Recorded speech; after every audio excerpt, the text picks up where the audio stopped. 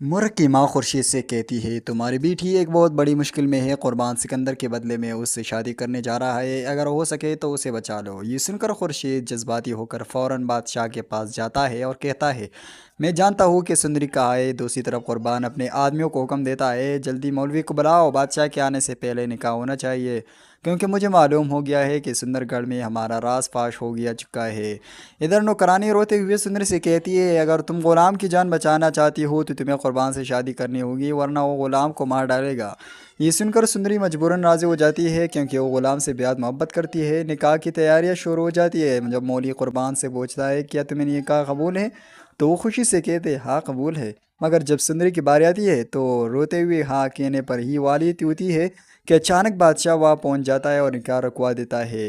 बादशाह गुस्से में गुरबान को मारता है और कहता है, तुम्हें शर्म आनी चाहिए, मेरे मोहब्बत के साल कहने की तुम्हारी हिम्मत कैसी हुई। सुंदरी अपनी मर्जी से सुंदरगढ़ नहीं जाना चाहती, मगर बादशाह उसे ज़बरदस्ती अपने साथ ले जाता है। अब सुंदरी और बादशाह की निकाह की तैयारी शुरू हो जाती है, लेकिन कहानी में अभी बड़ा ट्विस्ट बाकी है। कुर्बान गुलाम से कहता है, अगर तुम अपनी मोहब्बत को हासिल करना चाहते हो तो फ़ौरन सुंदरगढ़ जाओ, वरना बादशाह सुंदरी से निकाह कर लेगा। और रहा होने के बाद गुलाम गुस्से में सुंदरगढ़ रवाना हो जाता है। उसकी माँ उसे गले लगा कर कहती है, बेटा सुंदरी का पीछे छोड़ दो, वरना जहानदाद तुम्हें मार देगा, या हमारा कोई नहीं जो हमारे फरियाद सुने। लेकिन गुलाम जवाब देता है, मुझे हर हाल में सुंदरी को हासिल करना है, चाहे मेरी जान क्यों न चली जाए। मैं सुंदरी को किसी और के निकाह में नहीं जाने दूंगा। दूसरी तरफ फरियाद मोर की माँ को तलाक दे देता है और गुस्से में कहता है, तुमने मुझे धोखा दिया और मैंने तुमसे कहा था कि मैं तुम्हें नहीं छोड़ूंगा। फिर वो उसे हाथ पकड़कर घर से बाहर